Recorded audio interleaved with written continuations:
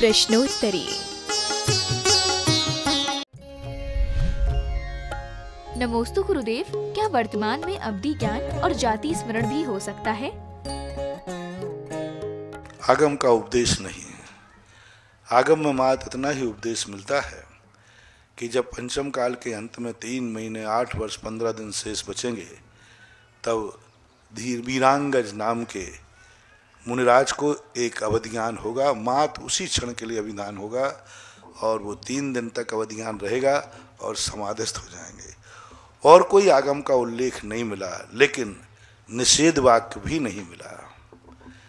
किसी भी आगम में जाति स्मरण और अवधि ज्ञान आदि का निषेध वाक्य मिला नहीं, लेकिन समर्थन भी कहीं नहीं मिला, उदाहरण भी कहीं नहीं मिला। इसलिए कोई निर्णायक पॉइंट पर पहुंचना ठीक नहीं है। नमोस्तु गुरुदेव, विधान आदि अनुष्ठानों में जो रक्षा सूत्र बांधते हैं उसका क्या महत्व है? एक संकल्प शक्ति होती है। संकल्प शक्ति में इतनी ताकत होती है कि व्यक्ति की सारी जिंदगी का स्वरूप बदल देती है।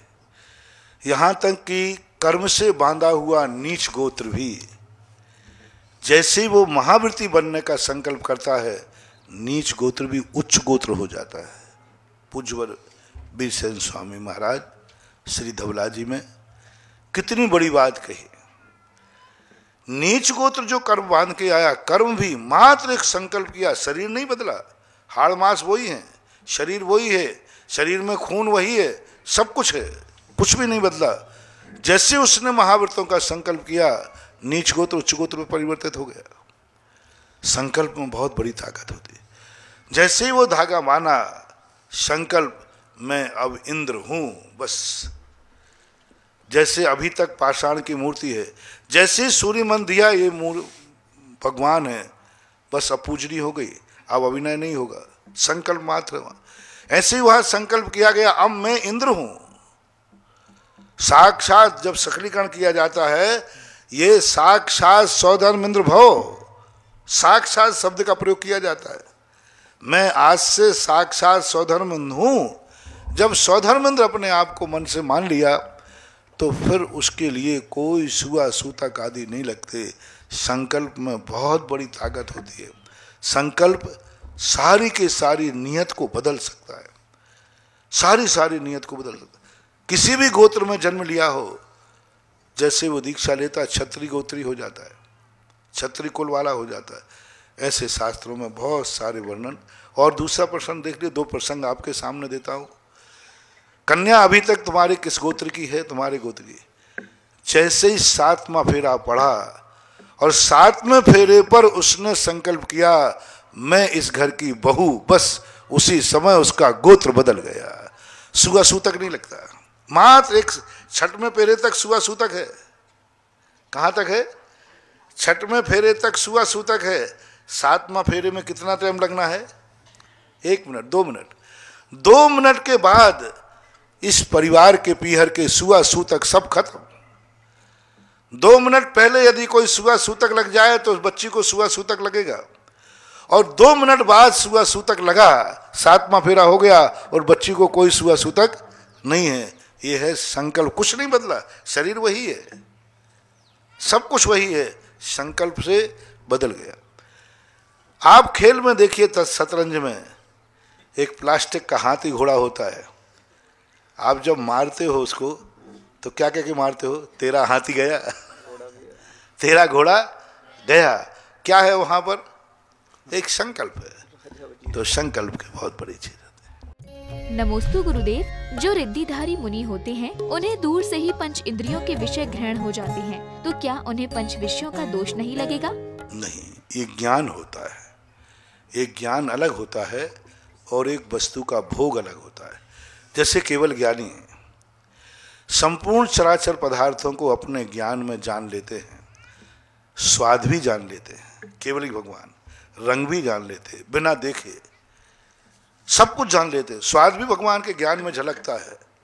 वो स्वाद चखते नहीं है, रसनाइंद्री तो उनकी खत्म हो गई, लेकिन ज्ञान में स्वाद झलकता है। ऐसा ही जिनको शुद्ध ज्ञान प्राप्त हो जाता है, विशेष रिद्धि प्राप्त हो जाती है। उस वस्तु संबंधी ज्ञान हो रहा है, भोग नहीं हो रहा। भोग होने के बाद उनकी क्षुधा मिटना चाहिए। मान लीजिए वहाँ भोजन रखा हुआ है, कोई भी वस्तु रखी है, उसका वो स्वाद जान रहे हैं, यदि वो स्वाद अनुभव में आ जाए तो उनका पेट भरना चाहिए। हाड़ मांस सप्त धातु में परिणत होना चाहिए, उनकी शक्ति बढ़ना चाहिए। जैसे अपन यदि खा लेंगे तो अपन को उसकी शक्ति आएगी कि नहीं? बोलो, पेट भरेगा कि नहीं? भरेगा। लेकिन रिद्धिधारी मुनिराज स्वाद को जान रहे हैं, लेकिन जानने का अर्थ उनका पेट नहीं भर रहा है, ना हाड़ मांस हो रहा है। मात्र ज्ञान होता है, उसका अनुभवन नहीं। उसका रसना इंद्रिय प्रयोग क्या है उसका? फिर रसना इंद्रिय संबंधी ज्ञान। अरे ज्ञान की विशेषता है, कोई व्यक्ति बिना खाए जान जाता है इसका स्वाद क्या है। कई लोग चक्के जानते हैं, थू थू करते फिरते, वो कम से पहले से तो जान लेंगे। अपन लोग तो जब हाथ में देगा तो अरे कड़वी तुम भी है, वो पहले ही से जान लेंगे, अरे नहीं कड़वी तुम भी है, कहने का उदाहरण। ज्ञान तो ज्ञान होता है, ज्ञान कोई भी चीज का बुरा नहीं होता। सारे ज्ञान जिंदगी में उपयोगी हो सो नियम नहीं, ज्ञान ज्ञान होता है। नमोस्तु गुरुदेव। शनि ग्रह के अधिष्ठाता भगवान मुनि सुब्रतनाथ जी हैं और शनि अमावस्या के दिन हम लोगों को क्या करना चाहिए? मुनि सुब्रतनाथ को शनि के रूप में नहीं देखना। भगवान मुनि सुब्रतनाथ का शनि बहुत उच्च का है। मैंने कहा था ना एक दिन कि इसकी संगति मिथ्यात्व की तरफ मत ले जाओ। इसके लिए ऐसा है, जैसे एक गरीब आदमी को अमीर आदमी का सहारा मिल जाए तो वो लोग कितने बड़ा भाग्य है। एक विकलांग को यदि पैरों वालों का सहारा मिल जाए तो बस यही है। तो भगवान ज्योतिष शास्त्र में क्या है, जिसका शनि उच्च का है और नीच का जिनका शनि है, यदि इन दोनों को, नीच के शनि वाले को उच्च शनि का मिल जाए तो उसका बेड़ा पार हो जाता है। नहीं तैरने वाले को यदि तैरने वाले का सहारा मिल जाए तो पार हो जाता है। इसी प्रकार भगवान की कुंडली के जन्म का ज्योतिष देखो, अध्यात्म की दृष्टि से अपन समय सार की दृष्टि में देखेंगे तो सब बेकार है, सब हे है, वो दृष्टि अध्यात्म की है, वहाँ तो कुछ है ही नहीं। लेकिन जब संसार और व्यवहार की दृष्टि से देखेंगे तो हमें हर पहलू पर विचार करना पड़ेगा। ज्योतिष को भी मानना पड़ेगा क्योंकि जैन आगम इसका वर्णन करता है, मंत्रों को भी मानना पड़ेगा, जैन आगम वर्णन करता है, यंत्र मंत्र तंत्र सबका वर्णन जैन शास्त्रों में है, द्वादशांग में लिखे हुए हैं। इसलिए नकारना नहीं, बस दृष्टिकोण का अंतर है। तो मुनि सुब्रत, अब बात रही अमावस्या की, तो शनि और अमावस्या का मेल हम इसलिए नहीं कर पा रहे हैं कि अभी हमें जैन आगम में इस संबंधी कोई उल्लेख नहीं मिला। शनि संबंधी मुझे मिला कि जिनकी कुंडली में जो ग्रह उच्च स्थान पर बैठा हुआ है उससे नीच स्थान पर बैठे हुए लोग उनकी संगति करें, क्योंकि जब शनि वक्री हो जाता है, 7.5 अड़ैया आदि लगता है, अथवा अपना शनि तो भगवान के शनि से कम रहेगा ही रहेगा, तो ये संगति बैठ रही है, ज्योतिष से बैठ रही है, शास्त्र से बैठ रही है, आगम से बैठ रही है। अभी अमावस्या के संबंध में ये शनि अमावस्या की संगति कैसे बैठा लूं, ये अभी मेरा सोच यहाँ तक नहीं पहुँच पाया है। मैं रूढ़ी को पसंद करता नहीं हूँ, मैंने पहले ही कह दिया, मैं कोई दुनिया मना रही है इसलिए मैं मना लूँ, मैं इस संबंध में पक्ष में नहीं। मैं तो खुद या तो आगम का चक्षु मेरा काम करे या मेरा ही का चक्षु मेरा काम करे। यदि कहीं हमें जैनागम में किसी भी रूप में ज्योतिष शास्त्रों में भी शनि और अमावस्या का योग मिल जाए, हमें 14 रिक्ता तिथियों का योग मिला ज्योतिष शास्त्र में, शनि और रिक्ता तिथि ये दोनों निगेटिव हैं, लेकिन दोनों मिल जाते हैं तो सर्वार्थ अमृत सिद्धि योग बनता है। इसलिए मैंने कहा नौमी चौथ चतुर्दशी पढ़े शनिचर वार, एक काम के साथ ने सदे अनेकों, ये मैंने पंचांग में मिला लिया, सब में मिला लिया, संतुष्ट हो गया। लेकिन अभी शनि और अमावस्या को मैं कहाँ से मिलाऊं? कोई मुझे पर दिखा देवे कहीं भी कि महाराज देखिए, तो मैं उस पर विचार करूंगा। अभी शनि और अमावस्या ये दोनों चीज़ों का जैन दर्शन से कहीं, ना तो ज्योतिष से, ना प्रथमान योग से, ना करणान चरणान योग से, और ना लोक व्यवहार से हमें कहीं भी ये संबंध जैन आगम में नहीं मिल रहा है। इसलिए मैं इस संबंध में कुछ भी नहीं बोल रहा हूँ, ना तो निषेध कर रहा हूँ। शनि अमावस्या को जो आएंगे उनको भगाऊंगा भी नहीं, लेकिन मैं कुछ उसकी महिमा गाऊं, ये अभी मेरे मुख से महिमा निकलेगी। हर व्यक्ति मेरे मुख से, महाराज जी आप हमारे मंदिर की महिमा गा दो ना। मैंने कहा भैया जब माल हो तो गा दूं, उसमें दम हो तो गा दूं।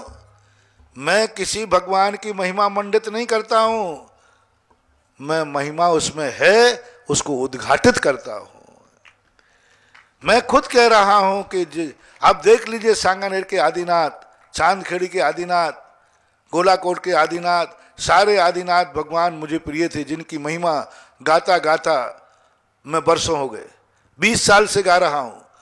आज मैं अपने मुख से कह रहा हूं, उन सारे भगवानों की एनर्जी से मुनि सुब्रत नाथ भगवान की एनर्जी लाखों गुना ज्यादा है।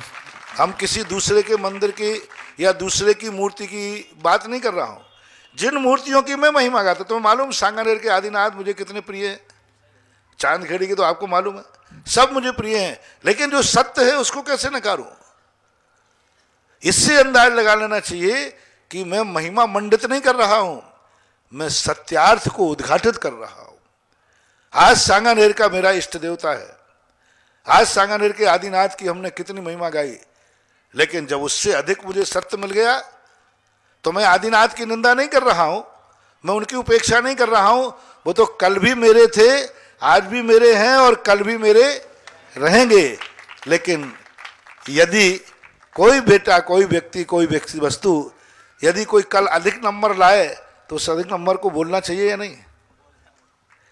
तो आज मुझे जो मुनि सुब्रत नाथ भगवान की एनर्जी और जो इनका अतिशय महिमा देखी, वो आज जितनी मैंने मूर्तियां देखी मेरी दृष्टि से, उनमें इस समय मुनि सुब्रत नाथ भगवान नंबर 1 पर है।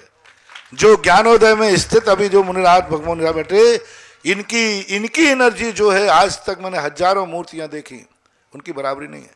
लेकिन मैं ये नहीं कह रहा हूं कि अंतिम है, कल इससे भी ज्यादा मिल जाए तो भी मैं पीछे नहीं हटूंगा कि मैंने मुनि सुब्रत। ये मत समझना कि ये मुनि सुब्रत नाथ ज्ञानोदय की अंतिम है, आज की तारीख में फर्स्ट है, आज की तारीख में फर्स्ट है। कल सेकंड हो जाए तो फिर मत कहना, क्योंकि हमारा काम तो खोज, विकासवाद इसी का नाम है, नई चीज है उसको करे। तो मैं किसी भी चीज की महिमा मंडित नहीं करता। मैंने पाया है कि आज मुनि सुब्रत नाथ भगवान में कोई विश्व की इतनी बड़ी एनर्जी, इतनी बड़ी शक्ति है। अब वैद्य जानता है कि नाड़ी की फड़कन में क्या है। अपन हाथ लगाओ तो अपन देखें यूं यूं हो रही है, जैसे होते ना, अपन यहाँ करो थोड़ा टुप टुप टुप टुप यूं हो रहा है। अब वैद्य जानता है, अब वैद्य पता नहीं यूं करके क्या क्या देखता रहता है, यूं यूं। तो अब नाड़ी पकड़ने का गुण तुम में नहीं आएगा, ये तो मैंने ये वैद्यगिरी सीख ली है, इसलिए नाड़ी पकड़ते ही मुझे पता चल जाता है कि इस मूर्ति में एनर्जी कितनी है। तो ये बात है। अब अमावस्या के दिन आप लोग जो करेंगे करें, मैं उसके लिए मना नहीं कर रहा। कम से कम मिथ्यात की तरफ से हट करके मुनि सुब्रत नाथ भगवान को ही तो पकड़ोगे। हमारे यहाँ जीव कान में आया बूढ़े की लकड़ी, वो हिलता नहीं है लेकिन वो कहता है, छोड़ता नहीं है, शांतिनाथ शांति के हरता, शांतिदाता और पारसनाथ संकट के हरता उदाहरण दिया। मुनि सुब्रत नाथ शनि के निवारक, ग्रह निवारक आदि, ये सब शैव सम्यक दृष्टि के लक्षण हैं। इसलिए अमावस्या के दिन तुम मुनि सुब्रत नाथ भगवान की विशेष पूजा करोगे, मेरा कोई निषेध नहीं है। कम से कम रागी देसी मिथ्या स्थानों की अपेक्षा मुनि सुब्रत नाथ भगवान की विशेष पूजा करोगे तो अच्छा ही है, श्रेष्ठ ही है, कोई इसमें बाधा नहीं है। लेकिन महिमा मंडित में करूं, इसके लिए मुझे कहीं महिमा मिलना चाहिए। जिस दिन मिल जाएगी तो ऐसी महिमा गाऊंगा कि सारा भारत को उसकी महिमा पता चल जाएगी। मुझे मिल जाए या आप लोग बताओ, सारे लोगों से मेरा कहना है, कहीं भी किसी शनि अमावस्या के संबंध में कुछ मिले तो कृपया करके मुझे बताओ, मैं उसको अच्छी तरह समझ करके उसकी महिमा तुम्हें बता दूंगा और फिर हमेशा हमेशा के लिए उसकी महिमा सारी दुनिया में पहुंच जाएगी। नमोस्तु गुरुदेव। जिनवाड़ी माँ और जन्म देने वाली माँ में कौन बड़ा है? तुम्हें जो अच्छी माँ लगती हो। तो माँ तो सबसे बड़ी जिनवाणी माँ होती है। जन्म देने वाली माँ इसलिए अच्छी है कि वो हमें जिनवाणी माँ तक पहुँचाती है, क्योंकि जन्म देने के बाद मुझे नमोकार मन सुनाती है, भक्तांबर सुनाती है, हाथ पकड़ के मंदिर ले जाती है, गुरु के दर्शन कराती है। इसलिए वह माँ महान है, और जो ऐसा नहीं करती है फिर वो माँ महान नहीं होते। नमोस्तु गुरुदेव, देवशास्त्र गुरु पूजन में विद्यमान 20 तीर्थंकर की पूजा क्यों होती है, 24 तीर्थंकर की क्यों नहीं? ये क्षेत्रगत विशेषताएं हैं। जैसे आपके यहाँ अलग अलग डिवीजन होते हैं, इसी प्रकार भरत क्षेत्र के 24 तीर्थंकर ये वर्तमान कालीन इसलिए क्योंकि अभी उसके बाद कोई दूसरे तीर्थंकर नहीं हुए। विद्यमान तीर्थंकर इसलिए कहते हैं उनको कि आज वर्तमान में क्षेत्रांतर सही 20 तीर्थंकर इस पृथ्वी पर हैं, लेकिन वो अपने क्षेत्र में नहीं है, विधेय क्षेत्र में हैं। इसलिए नमोस्तु गुरुदेव, शब्द मंत्र होते हैं और आज की युवा पीढ़ी सोशल मीडिया में प्रसिद्ध होने के लिए शब्दों का गलत प्रयोग करती है। इसे रोकने के लिए क्या करें?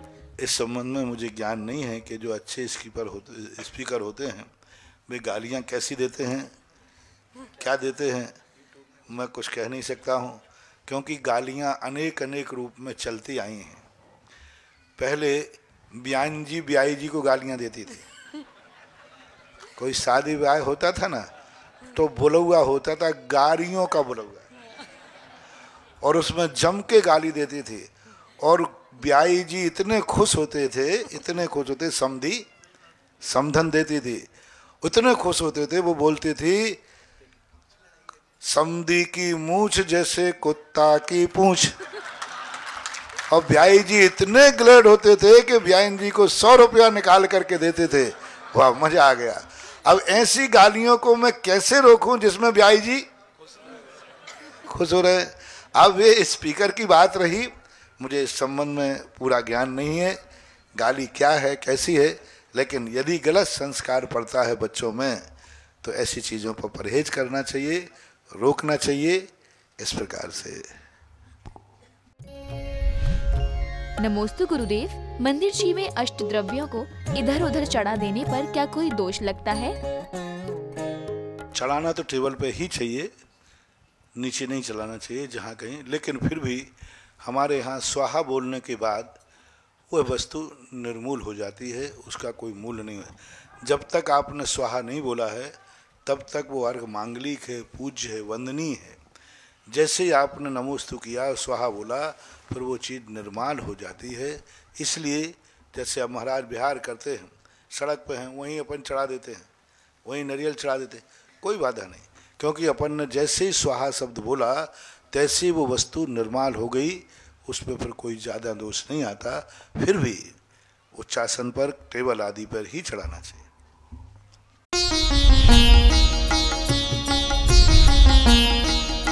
सुधा प्रश्नोत्तरी।